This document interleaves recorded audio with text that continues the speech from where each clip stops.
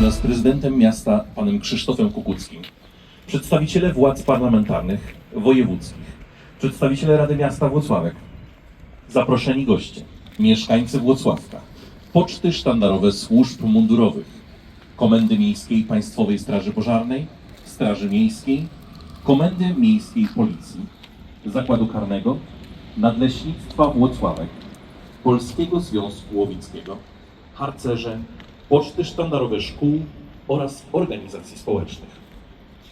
Za chwilę wysłuchamy hymnu państwowego Rzeczypospolitej Polskiej i hejnału Włocławka. Następnie głos zabierze prezydent Włocławka, pan Krzysztof Kukucki. Po przemówieniu pana prezydenta zostanie odczytany list okolicznościowy od wojewody kujawsko-pomorskiego, a następnie zaprosimy przybyłe delegacje do złożenia wiązanych kwiatów pod pomnikiem żołnierza polskiego. Proszę o wysłuchanie hymnu państwowego Rzeczypospolitej Polskiej i hejnału Włocławka.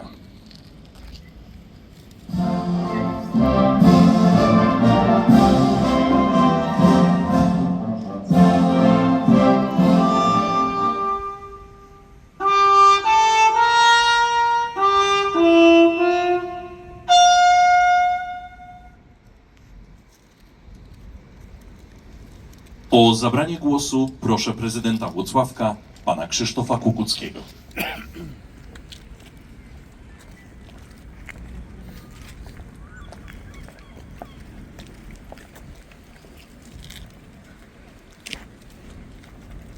Szanowni Państwo, drodzy goście, mieszkańcy Włocławka. Spotkaliśmy się, aby uczcić rocznicę zakończenia II wojny światowej, największego historycznego koszmaru współczesnej Europy. 8 maja, Narodowy Dzień Zwycięstwa, zawiera w sobie wszystko: życie, walkę i ofiarę. Jednocześnie w historii Polski triumf nad hitleryzmem ma słodko-gorzki odcień. Choć oznaczał koniec okupacji niemieckiej, stał się początkiem radzieckiej dominacji i utraty pełnej suwerenności na dekady. Dziś pragniemy budować bezpieczną przyszłość bez wojny i śmierci. Zrobimy wszystko, co w naszej mocy, by następne pokolenia żyły w dobrej, bezpiecznej Polsce, a ich rodzinne miasto Włocławek było pięknym i wygodnym miejscem. Często powtarzam, że każda rocznica, którą obchodzimy, w tym wszystkie nasze majowe święta państwowe, łączy jedno: ludzie, ich determinacja, poświęcenie, życie oddane walce. Jednym z patronów roku 2026 jest Józef Czapski, pisarz, eseista, świadek historii, major Wojska Polskiego i kawaler Orderu Virtuti Militari. W czasie II wojny światowej zajmował się m.in. bezskutecznym poszukiwaniem zaginionych, jak wtedy sądzono, oficerów polskich z ZSRR.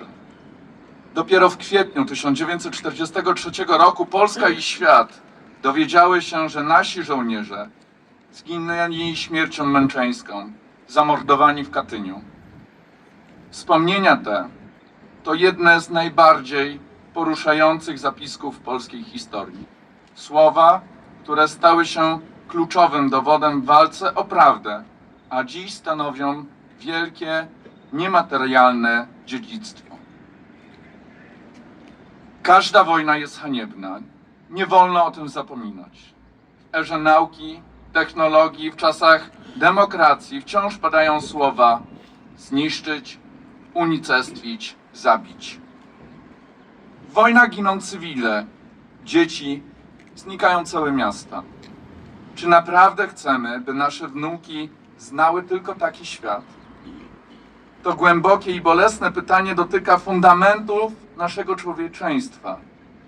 Jak przekazać następnym pokoleniom tę lekcję, by nie stała się ona tylko suchym opisem faktów z minionych dekad? Dlatego trzeba wołać do młodych, czym dla ciebie jest patriotyzm. Co ty byś zrobił w takiej sytuacji?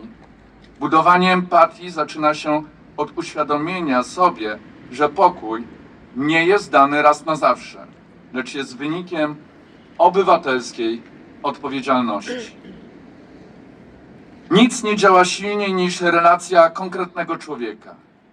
Jeśli w rodzinie lub sąsiedztwie nie ma już świadków, proszę, sięgajcie po reportaże, dzienniki, listy. One pokazują, że wojna to nie są daty z podręcznika, to przerwany sen, strach o bliskich i trudne wybory moralne. Wielkie, osobiste straty. To również doświadczenia, na których społeczność Europy potrafi zbudować coś dobrego. Już jutro, 9 maja, obchodzimy Dzień Europy. Być może właśnie teraz jest dobry moment na refleksję o tym, jak bezcenną wartością jest stabilność na naszym kontynencie. W tym dniu świętujemy demokrację, wolność i poszanowanie praw człowieka, fundamenty, na których opiera się nasz europejski dom. Dzięki obecności Polski w Unii Europejskiej możemy swobodnie podróżować, uczyć się za granicą i pracować tam, gdzie prowadzą nas marzenia. Chciałbym, aby te marzenia spełniały się w rodzinnym Włocławku i pracujemy nad tym. Dziękuję wszystkim uczestnikom, przedstawicielom pokoleń Włocławka za udział w uroczystości upamiętniającej Narodowy Dzień Zwycięstwa. Państwa społeczna postawa, zaangażowanie i szacunek dla historii są bardzo ważne, ponieważ wyrażają zrozumienie przeszłości i troskę o przyszłość. Dziękuję bardzo.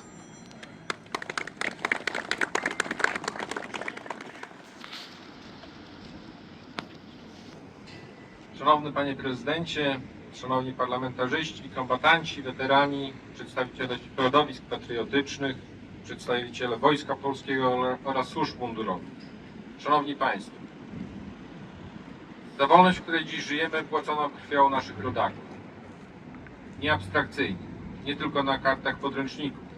Płacili za nią konkretni ludzie, żołnierze, cywile, matki, ojcowie, synowie i córki. Ludzie, którzy mieli domy, rodziny, plany i życie. Wojna nie pozwoliła im dokończyć. 8 maja przypomina o klęsce hitlerowskich Niemiec, o końcu wojny w Europie, o chwili, w której miliony ludzi mogły po latach przemocy uwierzyć, że noc okupacji, terroru i pogardy dobiega końca. Ale zanim powiemy cokolwiek więcej, pierwszeństwo należy do tych, którzy zapłacili za tę chwilę życia. Do żołnierzy, którzy szli tam, gdzie prowadził ich rozkaz, sumienie i odpowiedzialność. Do cywilów, którzy wojny nie wybrali, a ponieśli jej najokrutniejsze skutki. Do rodzin, które czekały na powrót bliskich, często bez odpowiedzi. Do dzieci, które zbyt wcześnie zobaczyły, jak bezlitosny potrafi być świat. To nie są ogólne obrazy historii. To były czyjeś matki, czyjeś ojcowie, czyjeś synowie, czyjeś córki. Naród nie składa się z abstrakcji, naród składa się z konkretnych istnień. Dlatego pamięć o wojnie musi zaczynać się od człowieka. Polskie doświadczenie 8 maja nie mieści się jednak w prostym geście zwycięstwa. Tak, tego dnia pokonano niemiecki nazizm, ideologię, która odebrała człowiekowi godność, a z państwa uczyniła narzędzie zbrodni. Tak, Europa miała prawo do ulgi, ale Polska nie mogła wtedy powiedzieć, że wraca do pełnej wolności. Koniec niemieckiej okupacji nie oznaczał końca zniewolenia. Po 1945 roku Polska znalazła się pod sowiecką dominacją, narzuconą przez Związek Radziecki, a suwerenność, o którą walczyły pokolenia Polaków, nie została wtedy przywrócona. Dlatego nasza pamięć musi być uczciwa. Nie po to, by odbierać znaczenie zwycięstwa. Przeciwnie, po to, by nie pozwolić, aby ktokolwiek opowiedział ją za nas. Wygodniej, prościej, fałszywiej. Bo historia zafałszowana nie jest tylko błędem w podręczniku. Jest narzędziem. Może rozgrzeszać agresora, może uciszać ofiary, może przygotować ludzi do przyjęcia przemocy, jako konieczności, a podboju jako porządku. I właśnie dlatego 8 maja mówi dziś mocniej niż tylko językiem przeszłości. W roku 2026 Europa znów widzi, że imperialna pycha nie zniknęła z historii. Zmienia słowa, zmienia mundury, zmienia metody, ale istota pozostaje ta sama. Silniejszy próbuje wmówić słabszemu, że nie ma prawa do własnej drogi. W takich czasach pamięć nie może być wyłącznie rytuałem. Musi być zdolnością rozpoznania. Musi uczyć, kiedy kłamstwo zaczyna prowadzić do rozkazu, kiedy pogarda zaczyna prowadzić do przemocy, kiedy obojętność zaczyna prowadzić do bezradności. Dlatego dziś, składając kwiaty przy pomniku żołnierza polskiego, nie zamykamy historii w minionej epoce. Przeciwnie, bierzemy z niej obowiązek wobec państwa, wobec wspólnoty, wobec tych, którzy przyjdą po nas. Obowiązek mówienia prawdy, obowiązek szanowania ofiar, obowiązek budowania Polski, której nie da się uśpić cudzymi narracjami. Niech ta rocznica będzie hołdem dla tych, którzy nie doczekali wolnego poranka. Niech będzie także przestrogą dla nas, że wolność nie jest raz zdobytym majątkiem. Jest odpowiedzialnością narodu, który rozumie własną historię. Bo kto pamięta tylko datę z narocznicą, kto rozumie jej cenę, wie, czego ma strzec. Dziękuję bardzo.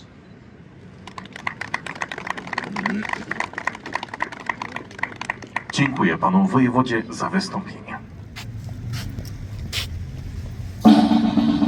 Wieniec składają władze miasta. Prezydent Włocławka, pan Krzysztof Kukucki, wraz z zastępcą, panem Jarosławem Zdanowskim.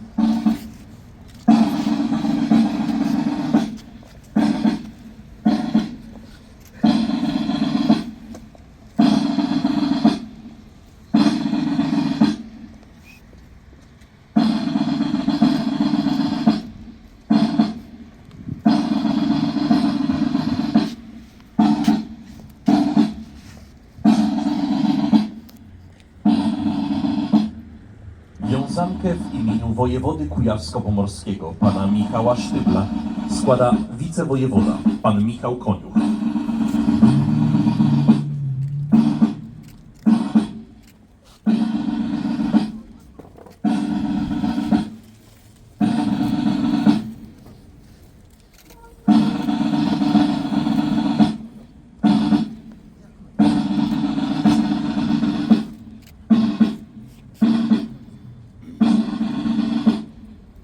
Wiązankę składa przewodnicząca Rady Miasta Włocławek, pani Ewa Szczepańska, wraz z wiceprzewodniczącymi, panem Januszem Dębczyńskim i panem Danielem Tobiaszem.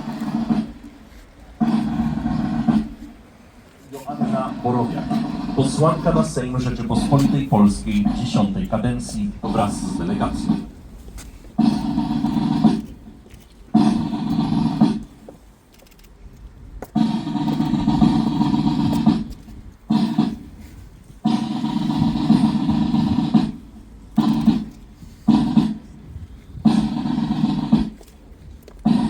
Wiązankę składa pan Krystian Łuczak, poseł na Sejm Rzeczypospolitej Polskiej 10. kadencji.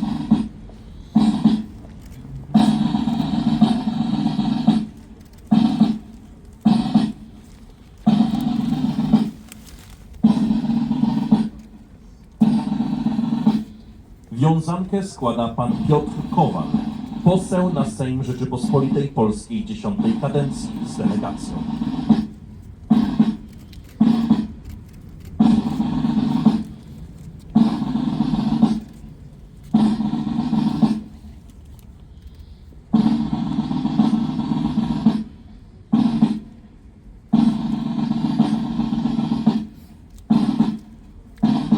Wiązankę składa pan Stanisław Pawlak, senator 11. kadencji Senatu Rzeczypospolitej Polskiej, przewodniczący Nowej Lewicy Powiatu Włocławskiego z delegacją.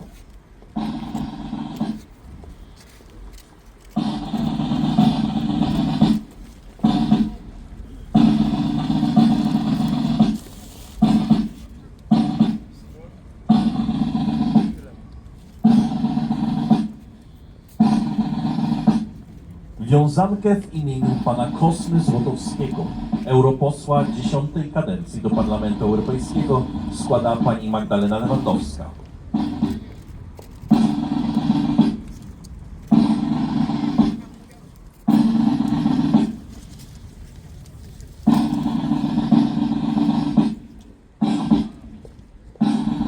Wiązankę w imieniu Samorządu Województwa Kujawsko-Pomorskiego składają pan Sławomir Kopyść, radny województwa Kujawsko-Pomorskiego, pan Wojciech Jaranowski, radny województwa Kujawsko-Pomorskiego.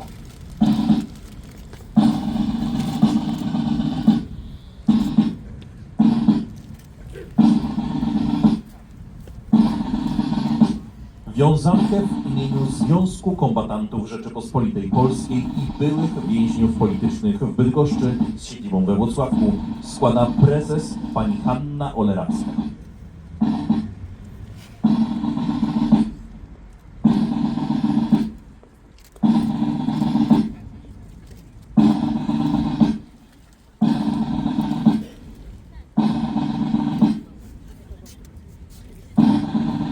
Wiązankę składa delegacja zarządu rejonowego Związku Żołnierzy Wojska Polskiego we Włocławku na czele z prezesem zarządu, starszym chorążym sztabowym panem Andrzejem Ossowskim.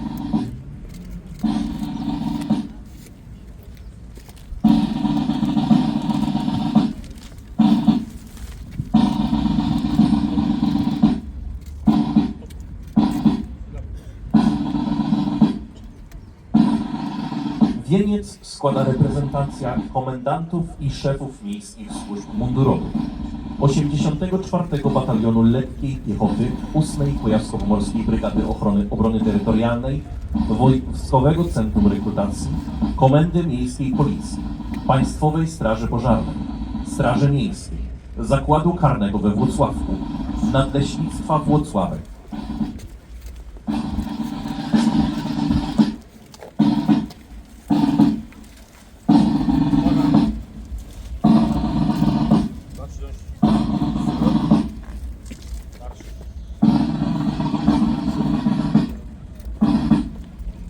Wiązankę w imieniu Klubu Radnych oraz struktur miejskich Nowej Lewicy składają radni pani Wanda Muszalik, pani Elżbieta Rutkowska, pan Igor Kliszczuk, pan Szymon Szewczyk.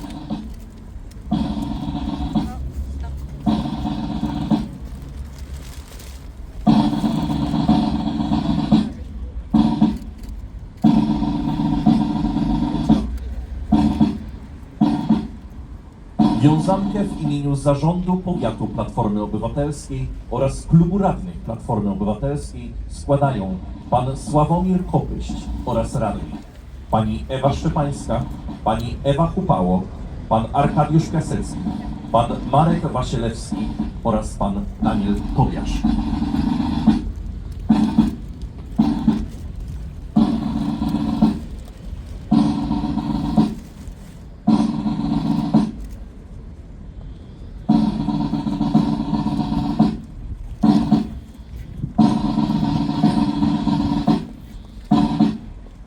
Wiązankę w imieniu Klubu Radnych oraz struktur Prawa i Sprawiedliwości składają pan Janusz Dębczyński oraz pani Irena Wukowicz-Kwiatkowska.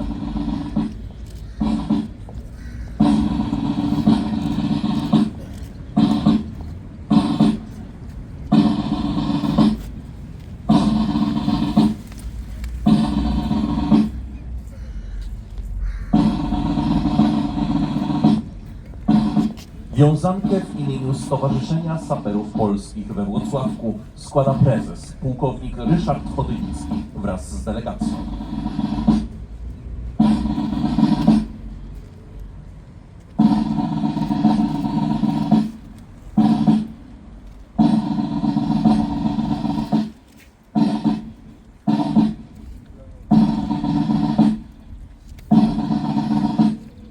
W imieniu włocławskich harcerzy wiązankę składa komendant chówca Związku Harcerstwa Polskiego we Włocławku, harcmistrz Paweł Bielecki z delegacją.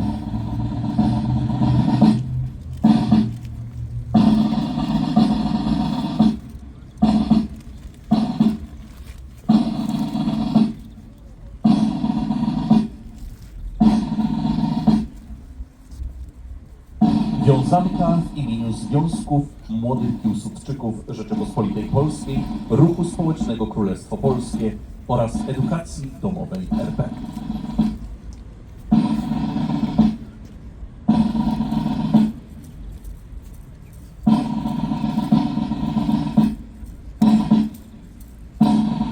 Kwiaty od Zespołu Szkół Akademickich imienia Obrońców Wisły 1920 roku we Włocławku składają wicedyrektorzy pani Magdalena Łazarska i pan Henryk Pieszkowski.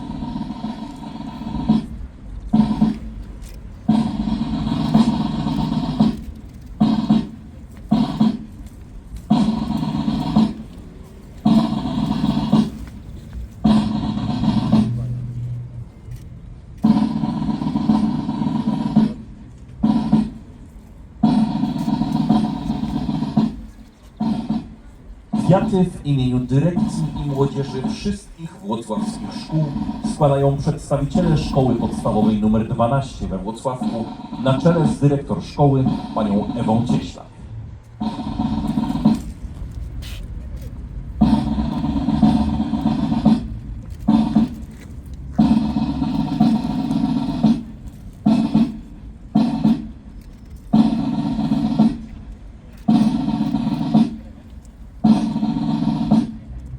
Wiązanka od delegacji cechu rzemiosł różnych na czele z prezesem cechu.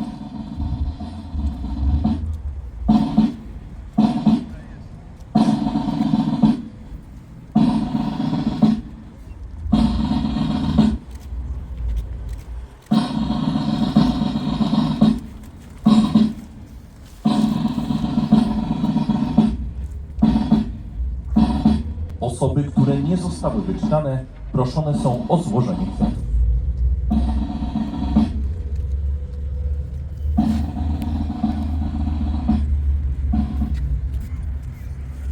Szanowni Państwo, dobiegła końca uroczystość z okazji Narodowego Dnia